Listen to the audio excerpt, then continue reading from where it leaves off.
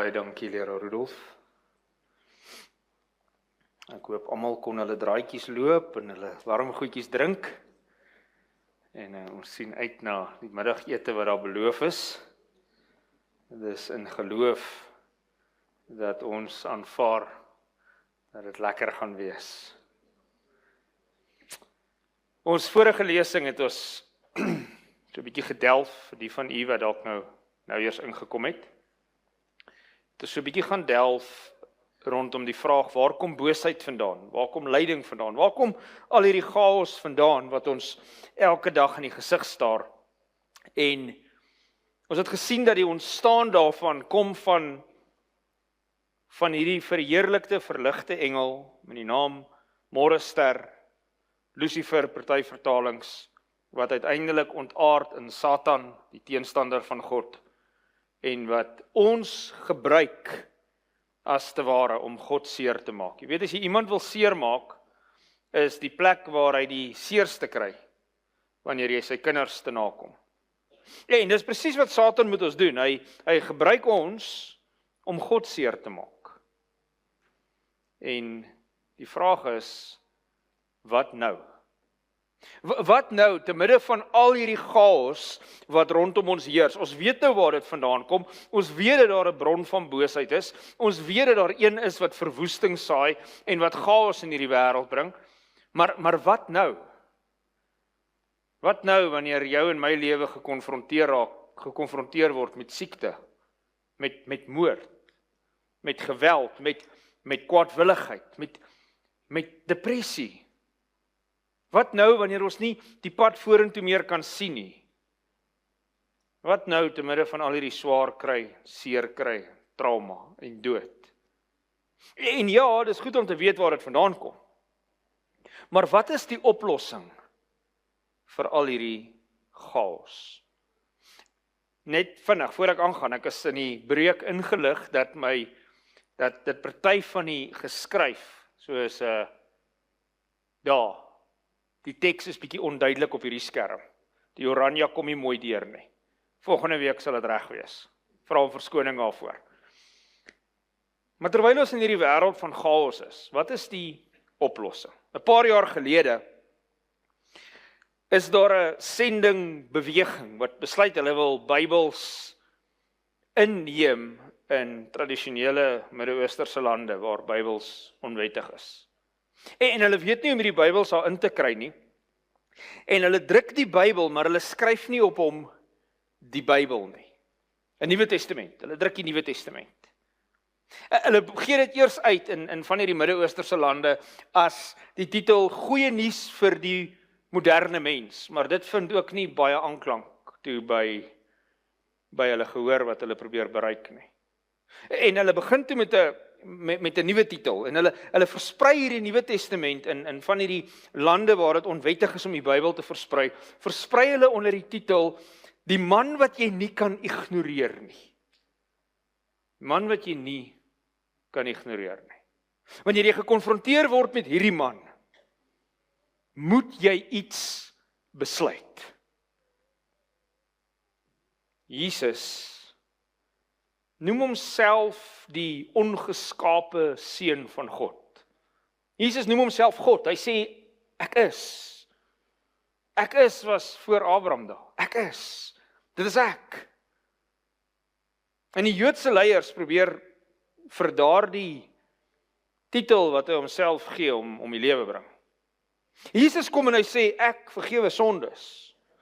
Iets wat net God kan en mag doen. En wanneer ons die verhaal van Jesus lees, hierdie kragtige goed wat hy doen, maar veral die goed wat hy sê, is dit onmoontlik om te glo dat hy net 'n goeie leermeester was. Dat hy maar net 'n goeie mens was. Jesus sê herhaaldelik dat hy die seun van God is. Jesus is of wie hy sê hy is, of hy is 'n bedrieger, 'n leienaar. C.S. Lewis skryf oor hom. A man who was merely a man and said the sort of things Jesus said wouldn't be a great moral teacher. He'd either be a lunatic on a level with a man who says he's a poached egg, or else he'd be the devil of hell. You must make your choice. Either this man was and is the Son of God, or else a madman, or something worse. Jesus kan nie net 'n goeie morele leermeester wees nie. Die goed wat hy sê, maak dit onmoontlik dat dit is wie hy kan wees. Hy's of mal, hy's of 'n leienaar, of hy is wie hy sê hy is. Die seun van God. Hy staan voor Pilatus, die Romeinse goewerneur. En Pilatus besef dat hierdie man is anders as enige ander misdadiger wat hy al voor hom gehad het. Pilatus sien deur die Jode se afguns, hy sien deur hulle haat. Pilatus het nie die leierskapsposisie bereik wat hy bereik het deur dom te wees nie. Pilatus sien wat hier besig is om te gebeur. En dan kom sy vrou nog en sy sê, hoor, ek het hierdie droom gehad en hierdie man is onskuldig en hy moet nie gekruisig word nie. En Pilatus is onder hierdie druk, wat gaan hy met Jesus doen? Hy vra vir hulle, wat moet ek doen met Jesus wat genoem word Christus, of Messias, of gesalfde, of die een wat van God afkom? Wat wil julle hê moet ek met hom doen? En hierdie is nie die eerste persoon nie, en dit was ook nie die laaste persoon wat aan homself die titel Christus toegeëien het nie. Daar was ander wat ook gesê het, ons is die Messias, ek is die Messias, ek is die Christus. Na die vernietiging van Jerusalem in omtrent 70 na Christus, kom Hadrianus die Romeinse keiser, en hy bou 'n hele ander stad, waar Jerusalem was. En hy vernoem hierdie stad in die 2de eeu, na Christus, is nou al meer as 100 jaar later, vernoem hy na homself. En hy laat bou 'n tempel op die plek waar God se tempel was, en hy vernoem hierdie tempel na Jupiter, die Romeinse afgod. Op die presiese plek waar die Joodse tempel was. En dan gaan hy so ver om sout in die Jode se wonde te vryf, en hy sê, julle mag van nou af glad nie julle gebruike meer doen nie. Geen besnydenis nie, geen onderhouding van die Sabbat nie, niks ander gebruike van die Jode word meer toegelaat hier nie. En dit verander verskriklike konflik, of verander die omgewing in verskriklike konflik tussen die Jode en die Romeine. Was hierdie haat wat net erger en erger word. En die Jode glo, daar moet nou 'n Messias kom. Onthou, hierdie is meer as 100 jaar na Christus. En dis op hierdie oomblik van hierdie nasionale vernedering van die Jode, waar daar 'n man, 'n charismatiese Jood, Bar Kokba opstaan, en hy maak 'n klomp duisende, ondersteuners saam met hom bymekaar, en hy sê, ek is die liggestalte van God wat uit die hemel kom. Ek is die Messias, ek is die verlosser. Maar uiteindelik was hy net 'n bedrieger, 'n swendelaar. Een wat 'n gemaklike lewe gelei het, te midde van sy volk se onderdrukking, deurdat hulle hom bly ondersteun het. Dit gebeur na Jesus, maar voor Jesus is daar ook Messias figure wat vorendag kom. 160 jaar voor Jesus, kom maar Judas Makkabeus op die toneel. En hy is 'n rebelle leier wat die Jode aanvoer teen die Grieke hierdie keer. En hy verslaan verskeie van hierdie Griekse magte, en hy neem uiteindelik Jerusalem terug. En hy herstel weer die tempeldiens, en alles wat nodig is, as 'n pragtige Joodse verhaal, volksverhaal, oor hoe hy dit doen, met die fees van ligte, ensovoorts. Hy sê, miskien is ek die Messias, die verlosser van hierdie volk. Hy was nie die enigste een nie, daar Simon van Perea, 'n tydsgenoot van Jesus. Simon van Perea is die slaaf van Herodes. Herodes wat Jesus wou doodmaak by sy geboorte. Hy is die slaaf van Herodes. En toe Herodes sterf, toe sê hy het 'n hemelse visioen gekry, hy moet die nuwe koning van die Jode wees, en dat hy die Messias is wat van God afkom. Maar vinnig word hy deur die Romeine uit die weg geruim. Hy is toe ook nie die Messias nie. En dan is daar Jesus van Nasaret. 'n prediker, 'n filosoof, 'n geneesheer, 'n rabbi, 'n leermeester. En hy sê, maar ek is die Messias. En sy koms verander die hele traject van hierdie wêreldse geskiedenis. Die digter James Allen Francis skryf oor hom, 20 centuries have come and gone, and today he is still the central figure of the human race. All the armies that ever marched, and all the navies that ever sailed, and all the parliaments that ever sat, and all the kings that ever reigned, have not affected the life of man on this earth as much as that one solitary life. Een lewe wat hierdie wêreld op so 'n manier beïnvloed, dat dit vir altyd verander word. Jy vandag die datum geskryf? Jy vandag se jaartal geskryf? Gister se jaartal geskryf? As jy die jaartal skryf, dan maak jy die erkenning dat Jesus Christus het geleef. En hier kom hierdie digter en hy sê dat daar was niemand anders wat die wêreld al so beïnvloed het soos Jesus nie. En Jesus maak hierdie aanspraak. Hy sê, ek het uit die hemel neergedaal, nie om my wil te doen nie, maar die wil van hom wat my gestuur het. Met ander woorde, ek is nie eintlik van hier nie. Ek het uit die hemel uit neergedaal. En baie van die ander sogenaamde Messias figure het ook hierdie aanspraak gemaak. So wat maak Jesus anders? Was Jesus die Messias? En ons as Christendom kan vandag hier sit en ons kan maklik sê, ja nee, hy was, want dis wat ons geleer is van kindsbeen af. Maar kan jy met oortuiging sê dat jy weet dat Jesus was die Messias, dat Jesus was wie hy gesê het hy is? Weet jy dit? En hoe weet jy dit? Watter bewys het ons dat Jesus werklik was wie hy beweer het om te wees? Kom ons begin by Jesus se woorde. Jesus praat met die Jode, met die gelowige leiers. Hy sê, julle ondersoek die skrifte, omdat julle meen dat julle daarin die ewige lewe het. Maar dit is juist die wat van my getuig. So Jesus vat hierdie Joodse godsdienstige leiers terug na die Bybel toe. Nou moet ons onthou, die Bybel, die skrifte in Jesus se tyd, is die Ou Testament.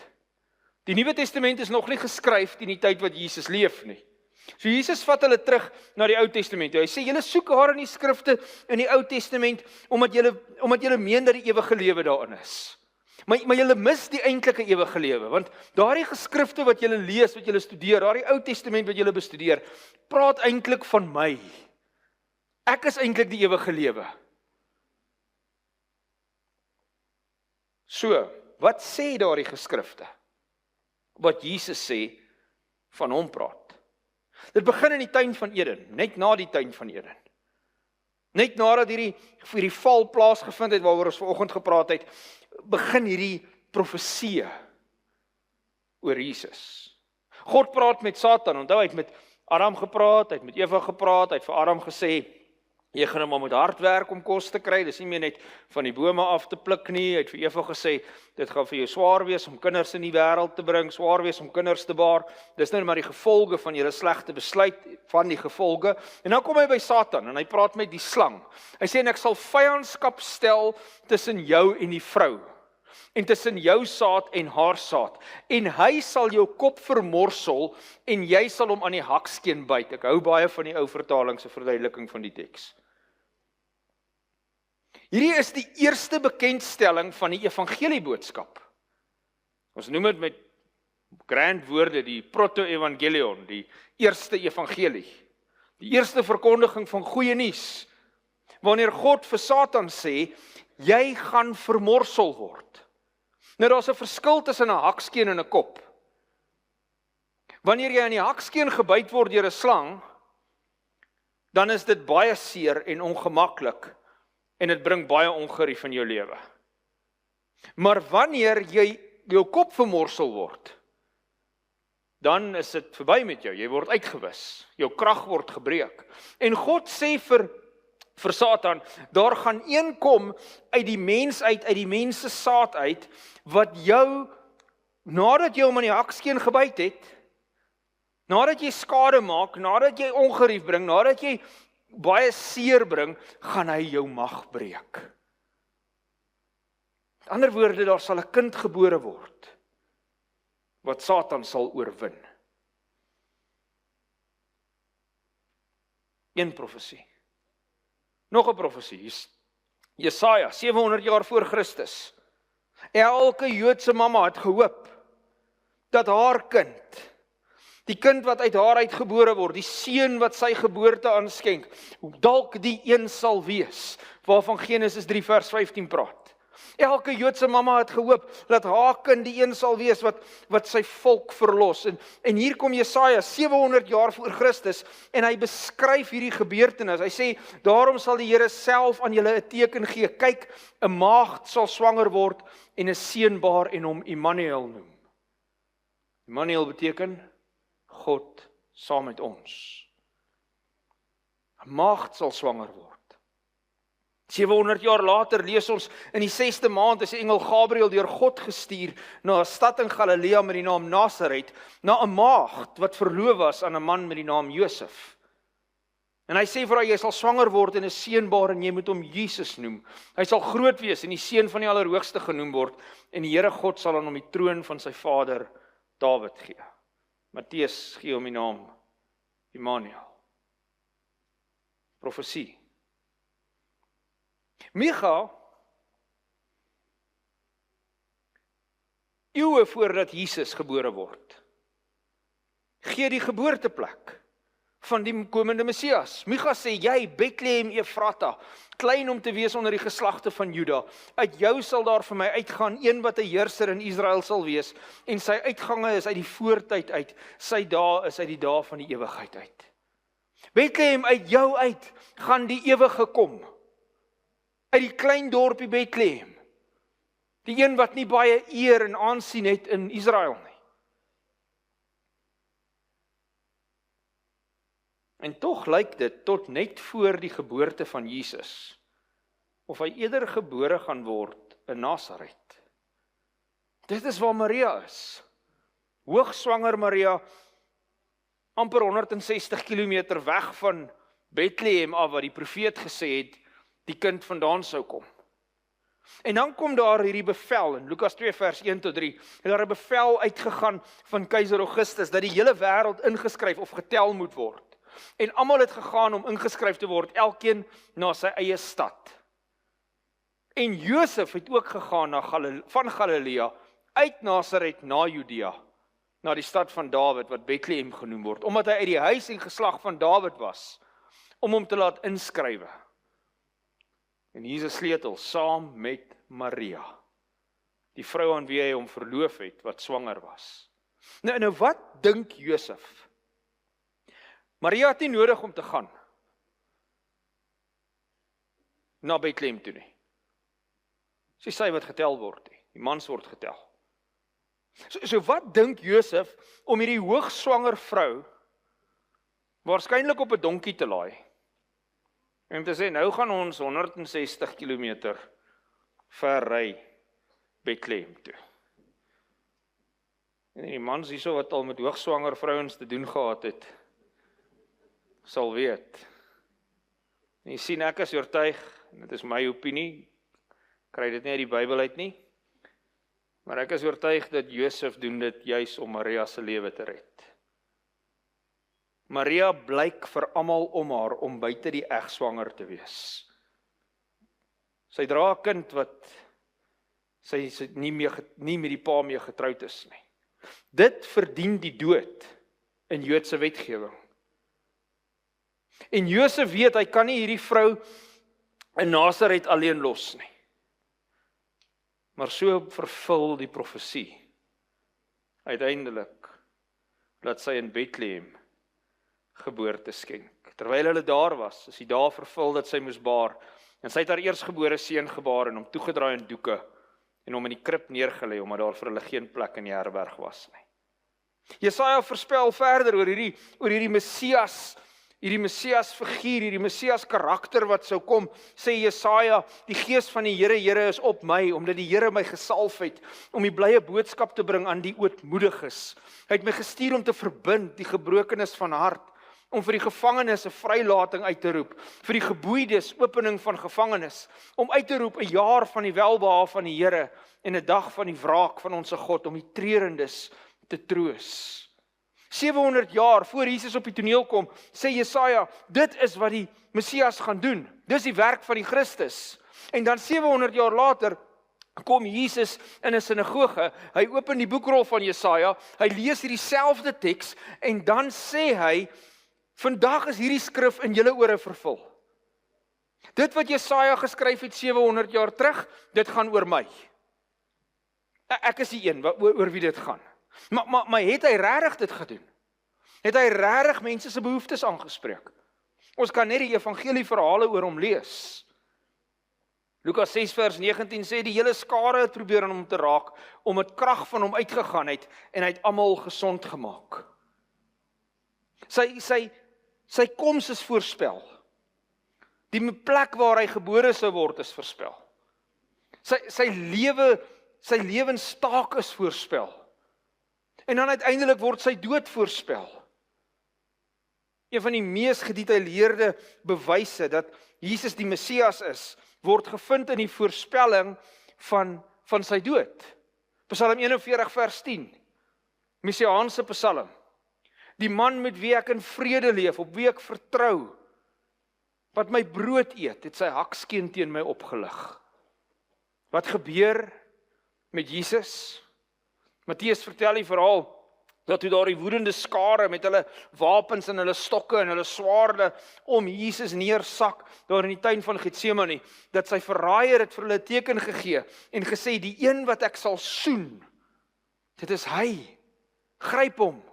En hy gaan na Jesus toe en sê, gegroet Rabbi, en hy het hom gesoen. Wie doen hierdie? Een van sy vriende, sy binnekring, een van die 12, een van die wat die naaste aan hom was, sy vriend wat sy brood geëet het. En hoe lewer hy hom uit? Met 'n soen, een van die mees intiemste maniere waarop mense mekaar kan groet. Dit is hoe Judas wys dat dit die een is wat jy moet vang. Die profesie van Psalm 41, dat dit 'n vriend van die Messias is, wat hom uitlewer, word vervul in Judas. Die verraad van Judas is in baie fyn besonderhede voorspel. Ons lees in Sagaria, honderde jare voordat Jesus op die toneel kom, lees ons en hoor hierdie detail. Toe het hulle my loon afgeweeg, dit wat ek werd is, 30 silwer sikkels. En hierop sê die Here vir my, gooi dit vir die pottebakker. 30 stukke silwer, en dit word vir die pottebakker gegee. Wat gebeur na Jesus se dood? Toe gaan een van die 12 met die naam Judas Iskariot na die owerpriesters en sê, wat sal julle my gee as ek hom aan julle oorlewer? En hulle het vir hom 30 silwerstukke afgeweeg. Dit wat die profeet honderde jare tevore voorspel het, dit gebeur in werklikheid wanneer hierdie toneel hom afspeel. Maar dis nie al wat gebeur nie. Na die sterwe van Jesus aan die kruis, gaan hierdie selfde Judas uit die silwerstukke in die tempel neergegooi, weggeloop, en wat gaan doen hy? Homself gaan ophang. En die owerpriesters het hierdie silwerstukke geneem en gesê, dit is nie geoorloof om dit in die tempel se skatkis te gooi nie, dis bloedgeld. En hulle het saam raad gehou, en wat doen hulle met die geld? Gaan koop die grond van die pottebakker, as 'n begrafplaas vir vreemdelinge. Hoeveel meer in die fynste besonderhede moet hierdie profesie wees? Die psalmskrywer sê, honderde jare voor Jesus op die toneel kom, bevestig die Messiaanse psalm, Psalm 22, selfs die manier van die dood wat hy gaan deurgaan. Het sê, hulle het my hande en my voete deurgrawe of deurboor. Hierdie is 'n vreemde konsep vir die Joodse gehoor of die Hebreëse gehoor, vir wie die psalmskrywer skryf. Dis vreemd vir hulle doen nie kruisigings nie. Hulle weet nie wat is 'n kruisiging nie. Dis iets buite hulle verwysingsraamwerk. Die Jode het mense doodgemaak deur hulle te stenig, met klippe dood te gooi. Nie te kruisig nie. Dis iets wat honderde jare later gebeur. En tog sê die psalmskrywer, selfs wanneer niemand eers hierdie in hulle gedagtes het nie, dit is hoe ek gaan sterf met my hande en my voete deurboor.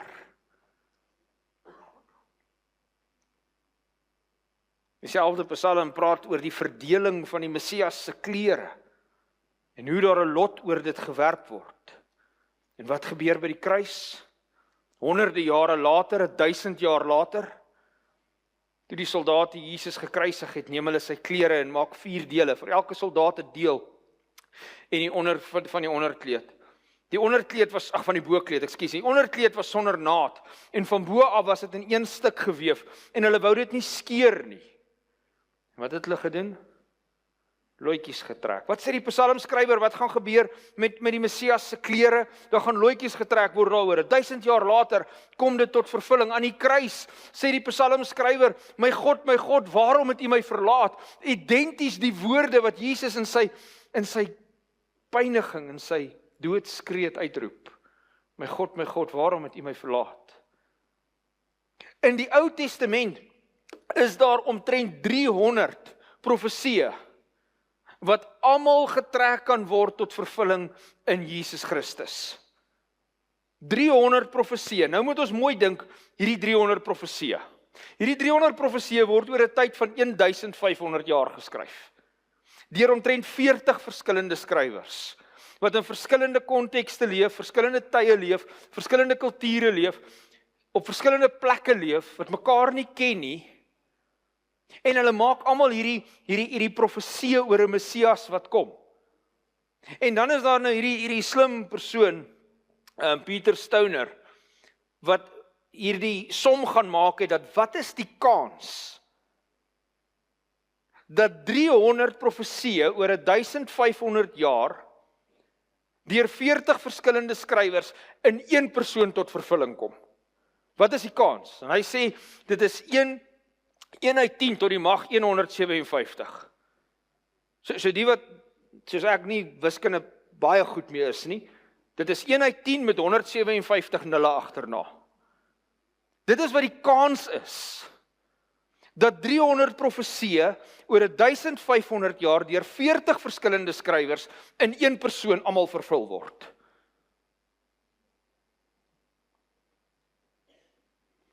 Eintlik is dit onmoontlik.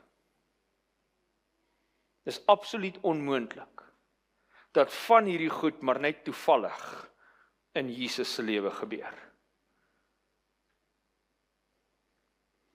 Maar die mees merkwaardigste profesie, die een wat as niks anders jou oortuig nie, en hierdie oortuig jou nie, dat Jesus die Messias is nie, dink ek nie jy oortuig kan word nie, is dat die Ou Testament bepaal tot op die jaar wanneer Jesus die eerste keer sou kom.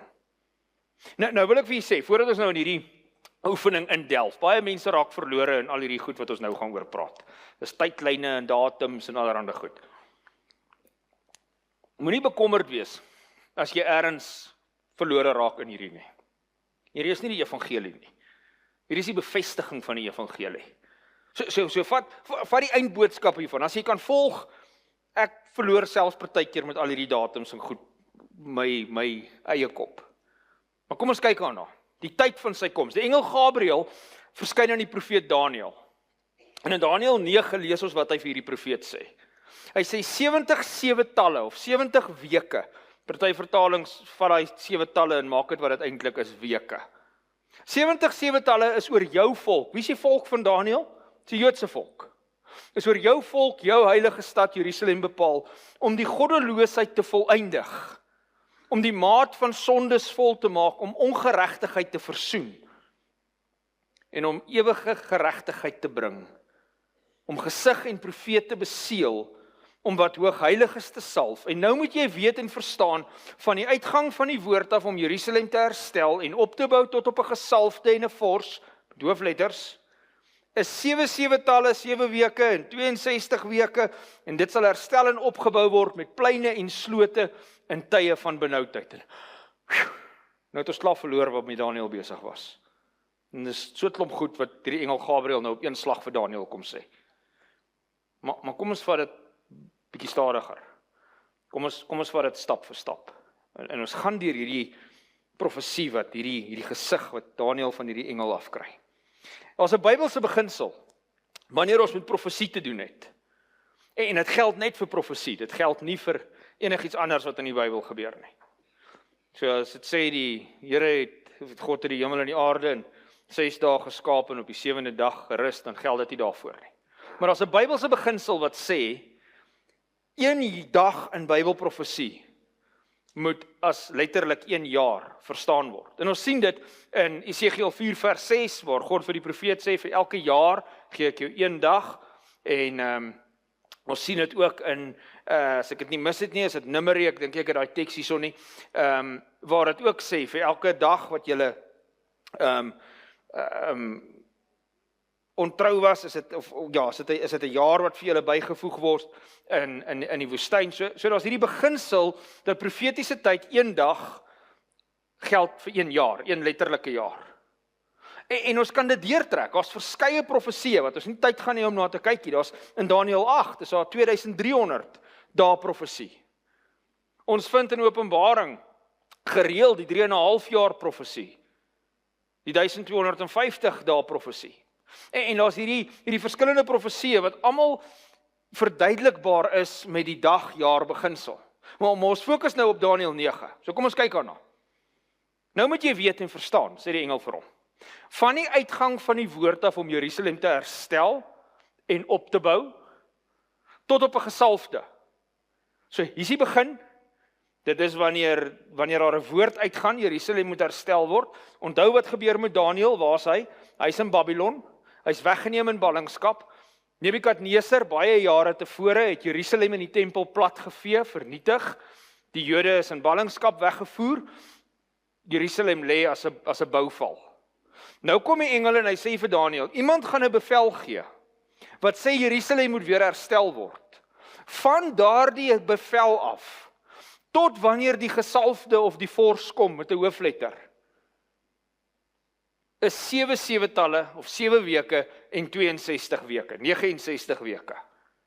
Dit is hoe lank Jerusalem herstel en opgebou word, met allerhande pleine en slote, en dit gaan swaar tye vir julle wees, maar 69 weke. Vandat daar 'n bevel uitgaan, gaan herstel Jerusalem, totdat die Messias kom, die vors, die gesalfde kom, 69 weke.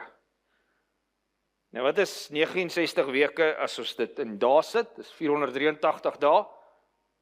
En as ons dit in jare sit, is 483 jaar. Maar die engel Gabriël het nie vir hom 'n 69 weke profesie gegee nie. Hy het vir hom 'n 70 weke profesie gegee. So 70 weke is 490 jaar, as ons dieselfde som volg. Van die herstel van Jerusalem af tot die Messias kom, 483 jaar, dis wat die engel sê. Maar wat gebeur nou na die Daniël verhaal? Nou is daar ander Jode hierso in hierdie ballingskap. Daniël het nou al gaan rus. Hy het afgesterf. Maar hier's ander Jode. En een van hulle is Ezra. En ons lees wat gebeur in Ezra se tyd, in die 7de jaar van koning Artasaste. Koning Artasaste is nou die koning van Persië. Vanmiddag gaan julle sien waar kom Persië in die toneel in. Hy is nou die nuwe wêreldheerser. Dis nie meer die Babiloniërs nie. In die 7de jaar van sy heerskappy, hy is die koning van die konings, en hy sê aan die priester Ezra, deur my is bevel gegee, dat elkeen van die volk van Israel, en van sy priesters en sy leviete, wat in my koninkryk gewillig is, om na Jerusalem te trek, saam met jou mag saamtrek, en alles wat volgens die bevel van die God van die hemel is, moet stiptelik uitgevoer word vir die huis van die God van die hemel. Nou daar was 1 of 2 ander bevele al, deur die Persiërs, het gesê, het gaan terug, gaan herstel Jerusalem, maar hier kom Artasaste, en hy gee 'n bevel en sê, gaan herstel die tempel. Jerusalem is nie herstel, solank as wat die tempel nie herstel is nie. En Artasaste kom in sy 7de jaar van regering, en hy sê, gaan herstel die tempel. Nou, volgens ons kalender, is die eerste jaar van Artasaste se regering, 464 voor Christus, 464 voor Christus, dis wanneer hy begin heers. En dit kry ons van die antieke skrywer Ptolemy, wat daai baie getrou hierdie konings se heerskappye neergeskryf het. So 464 begin hy heers. In sy 7de jaar, ons tel agteruit, want ons tel na Jesus toe. In sy 7de jaar is die jaar 457 voor Christus. Dis wanneer hy hierdie bevel gee, gaan herstel die tempel. 457 voor Christus. So hier het ons die eerste datum in ons tydlyn. 457 voor Christus, dan gaan 'n dekreet uit, Jerusalem en die tempel kan herstel word. Maar dit is nie eintlik waaroor die 70 weke profesie gaan nie. Want jy sien, jy moet weet, van die uitgang van die woord om Jerusalem te herstel, tot die gesalfde 'n vors kom, is daar hierdie 69 weke. Wat gebeur 483 jaar later, vandat hierdie bevel uitgaan? Onthou, ons het nou presies gesien, die datum is 457, wanneer die bevel van Artasasta uitgaan. In die 15de jaar van die regering van keiser Tiberius, toe die hele volk gedoop is, en Jesus ook gedoop is. So hier gebeur iets in die 15de jaar van 'n nuwe koning. Daar's nou al verskeie koninkryke gekom en gegaan. Dit was die Persiërs en toe is dit die Grieke en nou is dit uiteindelik die Romeine. Hulle is nou die base in die land. En hier's 'n keiser met die naam Tiberius en Lukas identifiseer die datum wanneer Jesus gedoop word. Hy sê dis die 15de jaar wat hierdie koning regeer. Nou wanneer het koning Tiberius begin regeer? 12 jaar na Christus, volgens ons kalender, in die jaar 12. Plus 15 jaar, waar kom ons uit? 27 na Christus. So volgens Lukas is die doop van Jesus 27 na Christus, 15 jaar nadat Tiberius begin regeer het. En Tacitus, die Romeinse geskiedkundige, sê vir ons presies wanneer hierdie Tiberius begin regeer. 12 na Christus in ons kalender. Nou, daar's 'n kalender wat ons gebruik. Dit word deur die vader daarvan is Dionysius. En hy bepaal in sy kop waar hy dink Jesus se geboorte plaasgevind het. En dit is waar ons kalender sy wegspring het in die jaar 1. Maar hy's verkeerd. En verskeie geskiedkundiges in sy tyd bevraagteken hom met ten minste 3 jaar. En sê maar jy's 3 jaar uit op jou kalender. Maar daardie kalender bly by ons. En dis die kalender wat ons vandag nog gebruik, die jaar 2026. Die kalender wat ons het. Maar as ons stel van Christus se geboorte af, van Dionysius se tyd al af, word hy bevraagteken. En dit is waar die som dan vorendag kom. Jesus is 27 na Christus gedoop, maar die Bybel leer ons dat hy 30 jaar oud was. So hoe werk dit? Wel, Dionysius het 'n fout gemaak. Jesus is inderwaarheid 4 voor Christus gebore en daar's nie 'n jaar 0 nie. En dit bring ons dan by die jaar 27 na Christus is Jesus gedoop. 483 jaar na die bevel uitgaan, gaan herstel Jerusalem. Kan dit toeval wees? Is dit moontlik dat hierdie net toevallig kan wees? Bewys dat Jesus is wie hy beweer het om te wees, maar die profesie is nog nie klaar van Daniël nie. As jy dalk dink hierdie is toevallig, gee kans en sien wat gebeur verder in hierdie Daniël 9 profesie. Want wanneer Jesus kom ons bly nog by die oomblik van die doop. Wanneer Jesus gedoop word, kom die Heilige Gees in 'n liggaamlike gedaante soos 'n duif op hom neer. En 'n stem uit die hemel kom en sê dit is my geliefde seun in wie ek welbehae het. Wat het Daniël gesê? 69 weke dan kom maar 'n gesalfde. Jesus word gedoop, daar kom die Heilige Gees kom op hom en wat doen Handelinge met hierdie doopgebeurtenis? Lukas sê met betrekking tot Jesus van Nasaret, hoe God hom gesalf het met die Heilige Gees. Die oomblik wat hy gedoop word hy erken as die gesalfde van God. Daniël sê 483 jaar tot die gesalfde kom. Jesus word gedoop, daai doop word geag as sy tyd van salwing. Maar die engel gaan aan. Hy sal 1 week lank, daai laaste week, met baie 'n sterk verbond sluit. En gedurende die helfte van die week sal hy slagoffer en spysoffer laat ophou. Nou baie mense vat hierdie laaste week. Hulle sê nee, 69 weke is op die regte plek, is op die regte tyd. Dit is wel nie 1 dag, 1 jaar nie, maar dit is geskiedkundig en hierdie 1 week is toekomstig. Maar dit is om oneerlik met die teks om te gaan. Die teks maak nie voorsiening dat ons hierdie profesie in 2 kan deel en 69 weke in die geskiedenis sit en 1 week in die toekoms nie. Dit is 'n aaneenlopende 490 jaar. So daar's 69 weke, 1 dag is 1 jaar, dit kom tot by Jesus se doop, presies tot op die datum, en dan is daar nog 1 week wat oorbly. En die engel sê vir Daniël, hy sal 'n sterk verbond sluit, maar in die helfte van daardie week sal hy die offersisteem tot einde bring. En dit is presies wat gebeur in die 14de van die maand Nisan, in die jaar 31 na Christus. 14 Nisan is die datum van die Paschafees.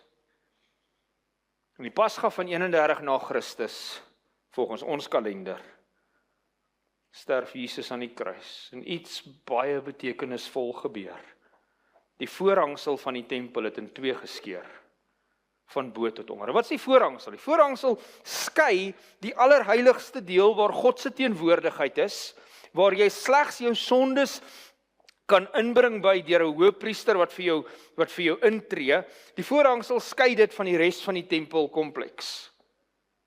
So jy het 'n ander een nodig, 'n offer wat deur 'n hoëpriester vir jou daar ingevat word voordat jy in God se teenwoordigheid kan kom. Maar die oomblik wat Jesus aan die kruis sterf, skeur hierdie baie dik, baie groot gordyn van bo na onder oop, wat as te ware beteken dat die toegang tot God is nou moontlik vir alle mense. Die offerstelsel is nie meer nodig nie. Dis nie meer die lammetjie wat jy moet gaan offer vir jou en jou gesin se sondes nie, want die lam van God is geslag. Jesus het as te ware slagoffer en spysoffer laat ophou in die jaar 31 na Christus. Wanneer is die jaar 31 na Christus op hierdie tydlyn? Dis die middel van die laaste week. Presies soos wat Daniël voorspel het, 3,5 jaar na Jesus se doop, die middel van 7 jaar, die middel van die laaste week, 3,5 jaar bedien Jesus die mense hier op aarde, en dan uiteindelik sterf hy. Die offerstelsel kom tot 'n einde. Dis oor hierdie Jesus wat Pilatus die woorde vra, wat moet ek doen met julle Jesus wat Christus genoem word? Moet ek julle koning kruisig? Maak dit op enige manier sin wat julle van my vra? En die tragiesste woorde nog ooit deur 'n volk gespreek, is dit wat die owerpriester sê, ons het geen koning behalwe die keiser nie.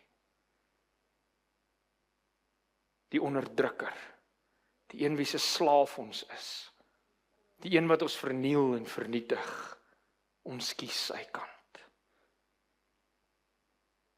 Hierdie 70 weke, soos ek gesê het, kan partykeer moeilik wees vir ons om te volg. Wat ek eintlik net by wil uitkom, is dit as die 300 messiaanse profesieë in die Ou Testament jou nie oortuig dat dit in Jesus tot vervulling kom nie. As die presiese vervulling van Daniël 9, die koms van Jesus, die dood van Jesus, soveel jaar tevore, omtrent 500 jaar tevore, kom die profesie na Daniël toe. As die vervulling daarvan jou nie oortuig dat hierdie werklik die Messias is nie, dan weet ek nie wat sal nie. Jesus Christus is die Messias, die Christus, Immanuel, God met ons, God wat mens word. Maar ons het geen ander koning behalwe die keiser nie. En dan begin die tragiesste verhaal, en ons wil nie net Bybelprofesie kyk nou nie, want ons moet by die antwoord uitkom, wat is die oplossing vir al die trauma, vir al die chaos, vir al die seer. Die sterwe van hierdie man, die Messias, die bevestigde Messias, die een vir wie al die bewyse daar is dat hy die Messias is. Die sterwe van hom is die oplossing vir al jou en my seer. Vir al die verwoesting wat in ons lewe aangaan. En as Christene praat ons so gemaklik oor die kruisiging. Ons praat so gemaklik oor die kruisigingsgebeurtenis. Ons praat so losweg oor die kruis. Maar ek wil vandag 'n bietjie tyd spandeer voordat ons afsluit om net met u deur 'n kruisiging te loop. Wat het regtig by 'n kruisiging gebeur? Jesus is in Herodes se voorhof. En daar al reeds druk hulle 'n kroon van dorings. Nou, ons het in ons kop hierdie prentjie van die kroon wat mooi saggies op Jesus se kop neergesit word. Maar dit is nie wat gebeur nie. Kroon van dorings wat in sy kop ingeforseer word.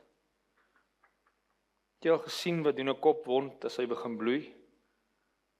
Het stroom net. Hierdie Messias wat die Bybel, die Ou Testament, die oortuiging van gee, dis hy. Jy kan hom nie miskyk nie. Hier's 300 profesieë oor hom wat in hom tot vervulling kom. Selfs die tyd van sy koms is akkuraat, dis hy. Ons forceer 'n doringkroon in sy kop in. Hulle spoeg op hom. Hulle slaan hom. En dan uiteindelik kry hy die doodstraf wat geen Romeinse burger eers kan kry nie. Want is te wreedaardig. Die straf van kruisiging. Maar voordat die kruisiging plaasvind, gebeur daar iets anders met misdadigers wat moet kruis toe gaan. Hulle word gegesel. En 'n geseling is een van die verskriklikste dinge. Dit was 'n straf op sy eie wat ook gegee kon word deur die Romeine. Maar dit is een van die verskriklikste dinge wat met 'n mens kan gebeur.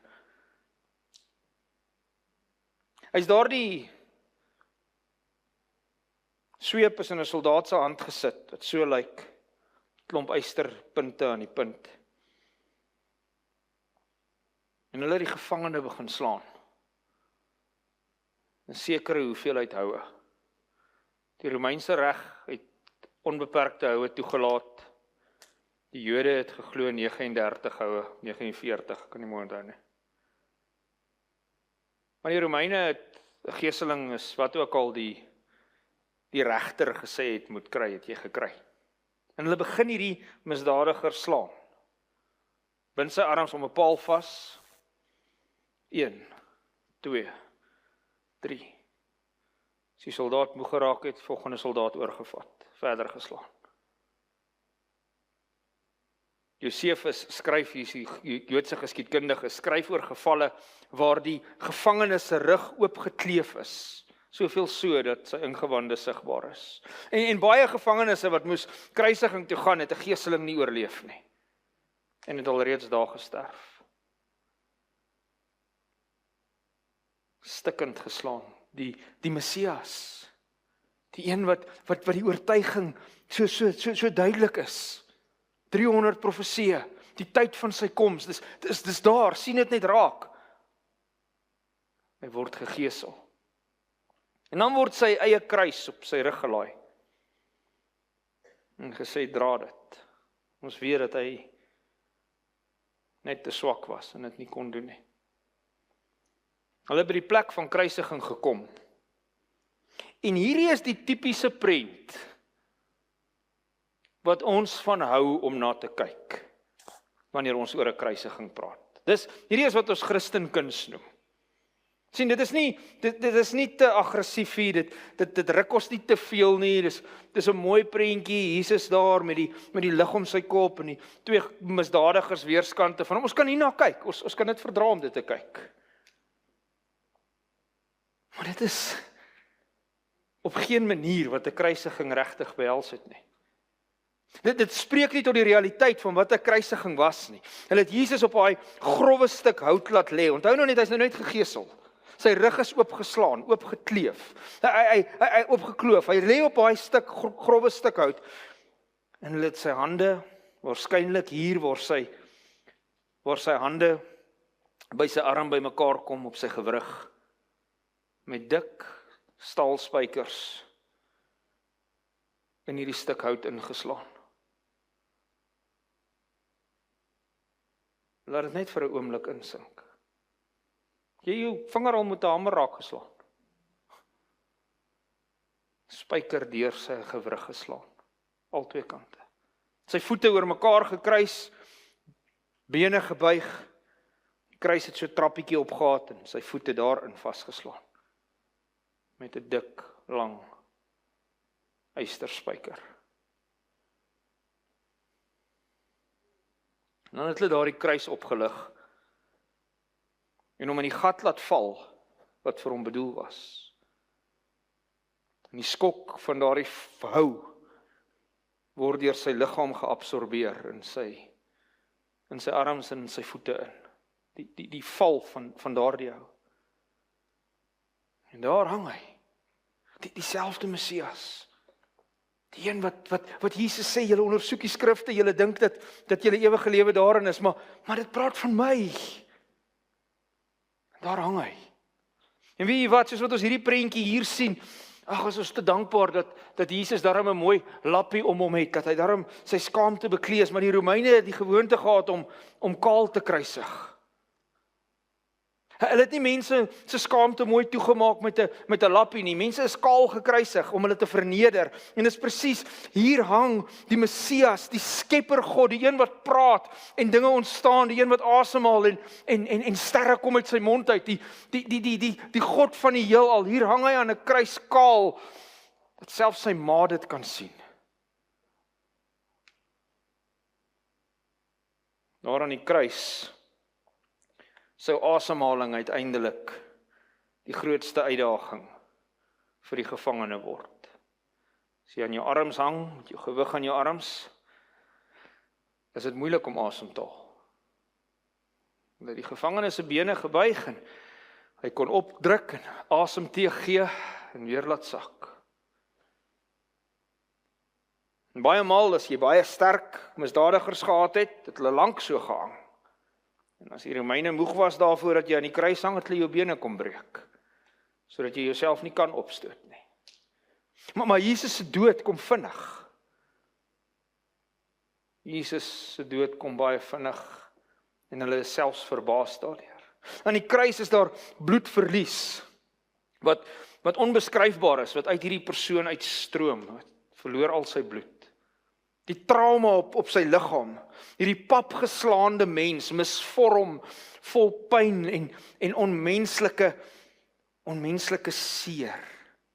Uiteindelik sou sy spiere begin kramp het, dat hy hulle nie meer kan gebruik om homself op te stoot nie. Uiteindelik sou orgaanversaking begin intree het, as gevolg van die trauma op sy liggaam, en sy organe sou op 'n werk het, en dan sou hy beheer verloor het oor sy liggaamsfunksies. Die skepper God van die heelal. Dis niks soos hierdie prentjies nie. Niks nie. Verbygangers het hom gesmaad, Matteus 27 vers 39, hom gespot. U wat die tempel afbreek en in 3 dae opbou, red u self, as u die seun van God is, kom af van daai kruis af. As u die seun van God is, daar's 'n hele Ou Testament wat vir julle wys dat hy die seun van God is.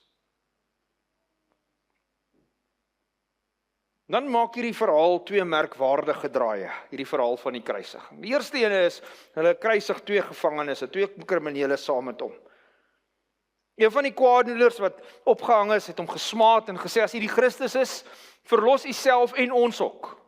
Maar die ander het geantwoord en hom bestraf en gesê, vrees jy ook God nie?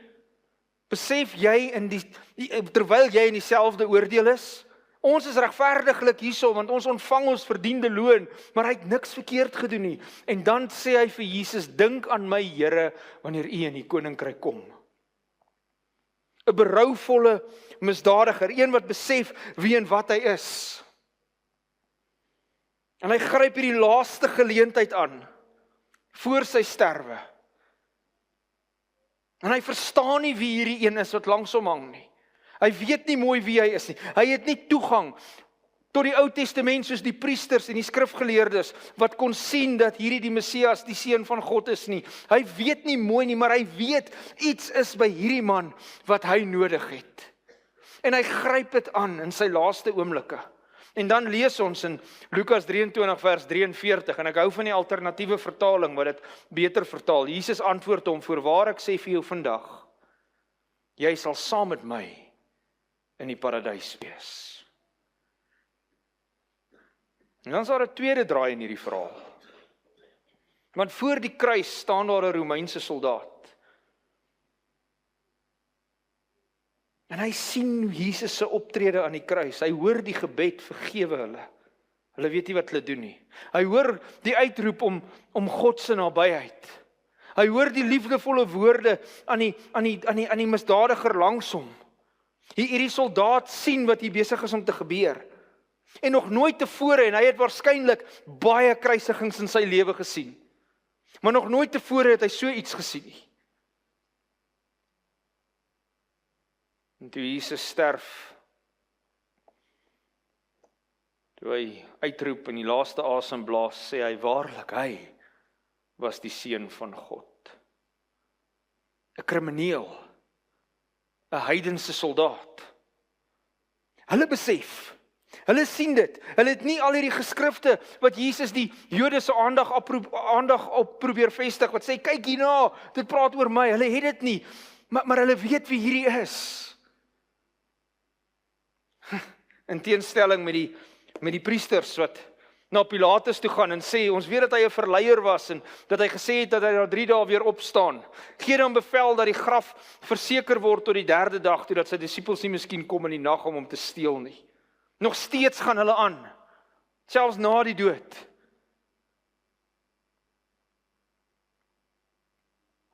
En hulle plaas daar die Romeinse soldate voor daai graf, om die graf te beskerm. Dat iemand nie miskien die liggaam kom steel nie. Die krag van God kan deur niks gekeer word nie.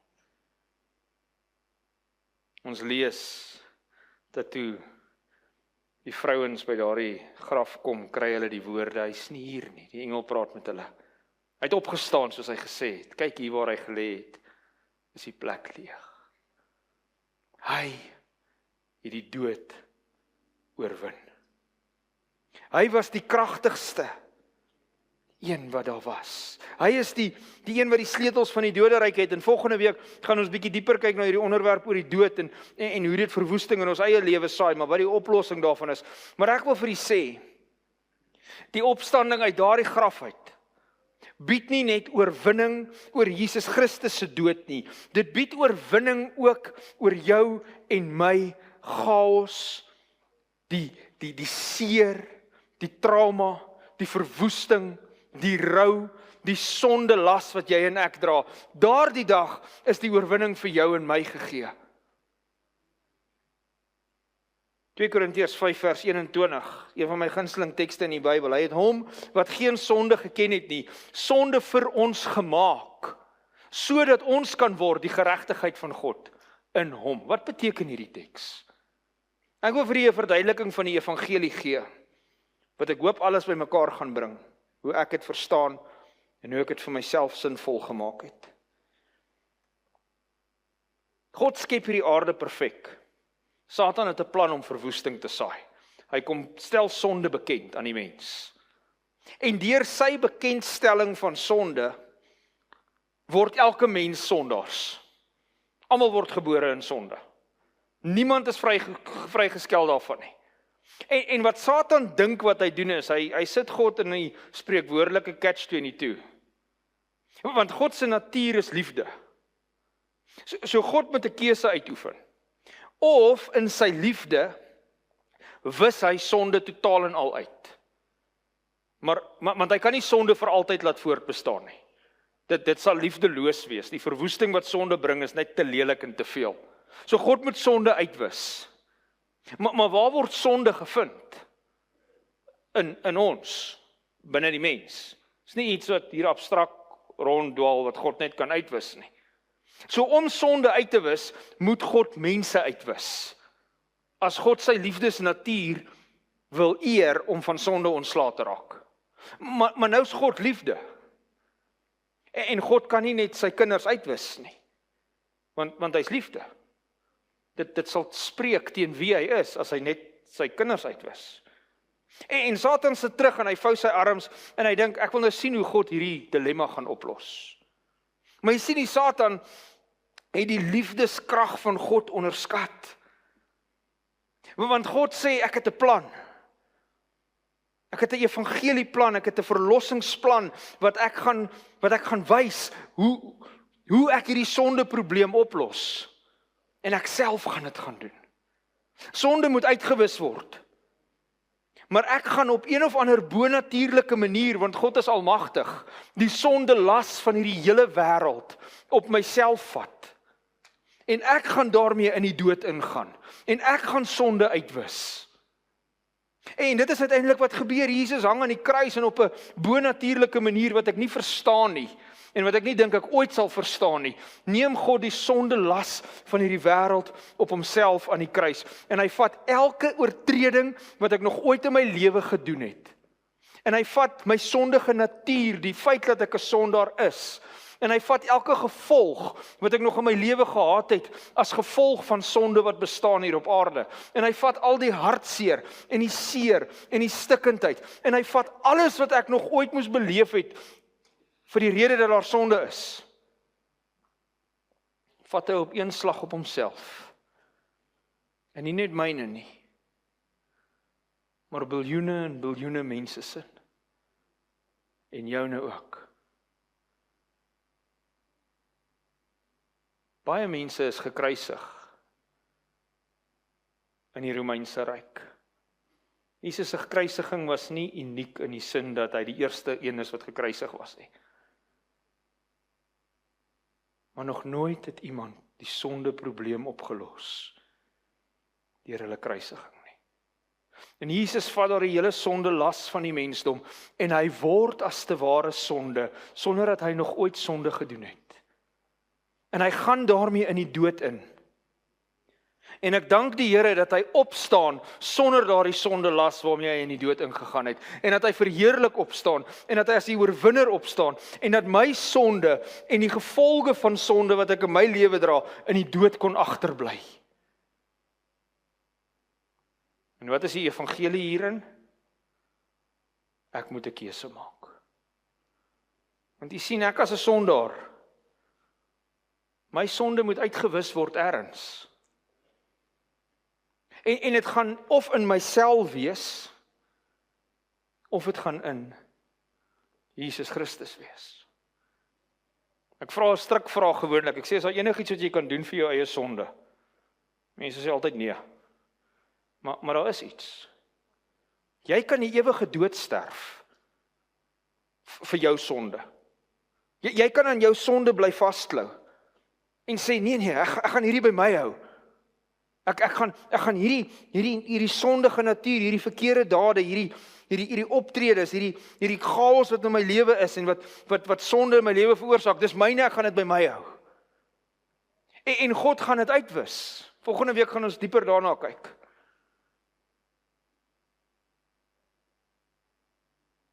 Of ek kan in geloof aanneem dat hy die Messias is, die Seun van God, die verlosser van die wêreld, die een wat met my sondelas in die dood in is, en daar sonder opgestaan het, en al wat ek moet maak is, ek moet 'n keuse maak om dit aan te neem. En selfs daardie keuse maak God 'n moontlikheid. Selfs daardie keuse van geloof is nie ek wat so goed is nie, dis God wat dit as 'n geskenk vir my gee. Jy en ek moet vandag hierdie keuse maak. Ja, die wêreld gaan nie ewe skielik 'n ander plek wees nie. Dit gaan nie ewe skielik 'n oplossing wees vir elke aardse probleem nie. Maar wanneer ek weet dat dit wat ek in my lewe beleef, Die chaos, die seer, die teleurstelling, die gebroke verhoudings, die finansiële probleme, die dood, die siekte, wanneer ek weet, daardie dinge is tydelik hier, want my God het dit in die dood gelos en daarsonder opgestaan. Miskien is hierdie verduideliking wat ek vir julle gegee het 'n bietjie onduidelik vandag, maar ek glo na volgende week gaan dit net soos oopmaak. Ons het 'n Griekse professor gehad wat altyd gesê het, Grieks was vir my Grieks, altyd gesê het, jy moet net uit die mistigheid uitkom. As jy uit die mistigheid uit is, begin dit sin maak. As dit hierdie vir jy so 'n bietjie mistig voel, uitwissing van dood en sonde, kom net volgende week. Die punt bly staan, Jesus Christus het die verlossingswerk klaar vir ons gedoen. Die bewyse is daar dat hy was wie hy sê hy was. Ek wil vir julle 'n video speel ten slotte. En as jy sensitief is vir geweldstonele, is dit dalk goed om net die oë toe te maak en na die lied te luister. Maar partykeer is dit goed om net vanuit 'n menslike perspektief te beleef wat dit is wat Jesus vir jou en my gedoen het. Ons kan assosieer met sy fisiese pyn, want ons is ook vlees en bloed, ons voel dit. Ons het geen benul wat die las van sonde aan hom werklik gedoen het nie. Maar mag ons, terwyl ons dink aan wat hy vir ons deurgegaan het, in die oomblikke van hierdie lied, net ons lewens absoluut weer aan hom toewy. Sê dankie dat u die oplossing vir hierdie probleem is.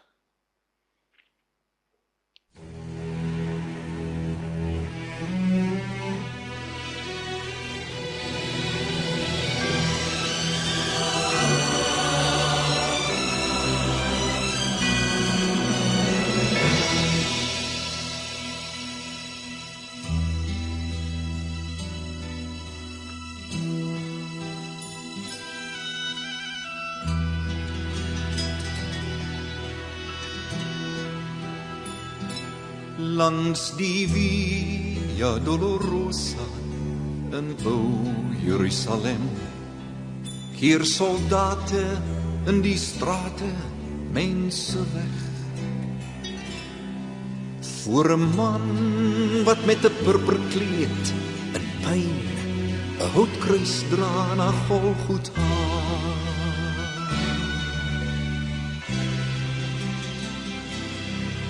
Daar is wonde oor sy skouers en die bloed drup oor sy wond en 'n doornkroon sny diep in sy vel.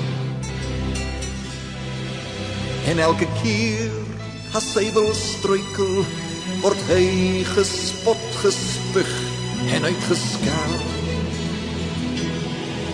Langs die Via Dolorosa, die weg van smart en pyn, soos 'n lam, stap ons koning en ons Heer. Langs die Via Dolorosa stap hy voort, terwyl hy ly.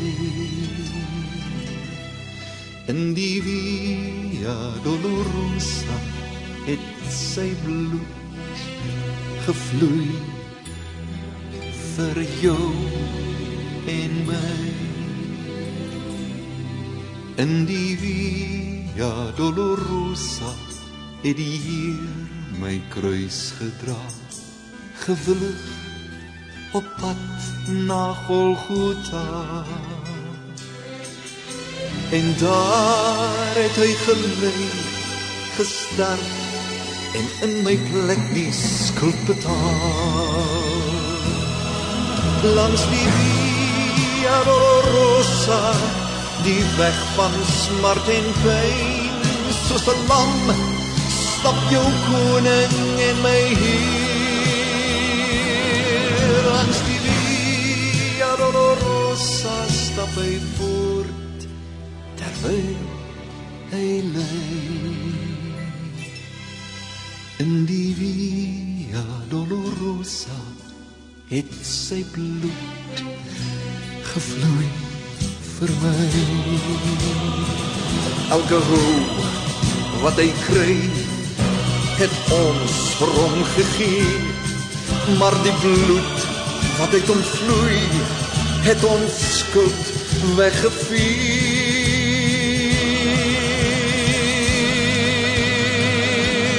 Langs die Via Dolorosa, die weg van smart en pyn, soos 'n lam, stap jou koning en jou heer.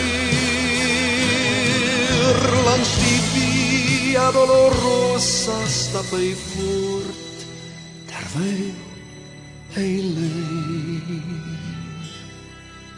In die Via Dolorosa het sy bloed gevloei vir my.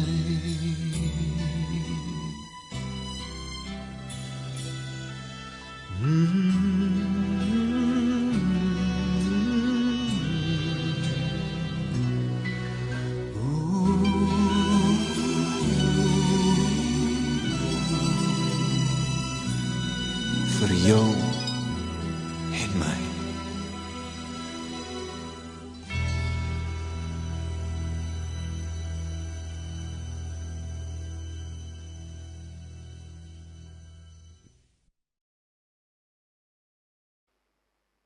Dis al hoop vir 'n wêreld wat so vernietigend is.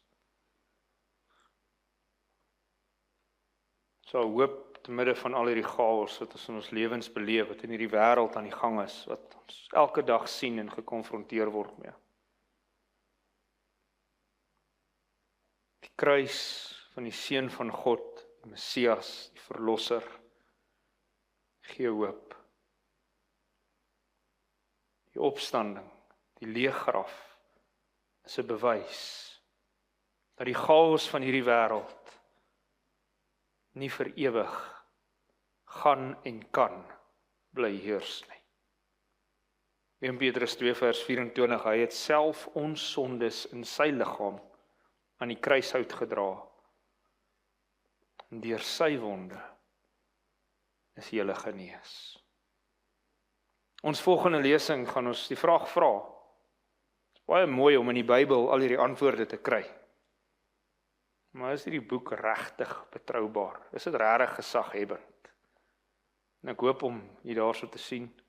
2 uur na middagete, kom ons sluit ons oë. Ons Here Jesus, in die Afrikaanse taal het ek nie woorde om vir u dankie te sê nie. Dankie vir die verlossingswerk wat u vir my aan die kruis gewerk het. Dankie dat u die lyding en die seer van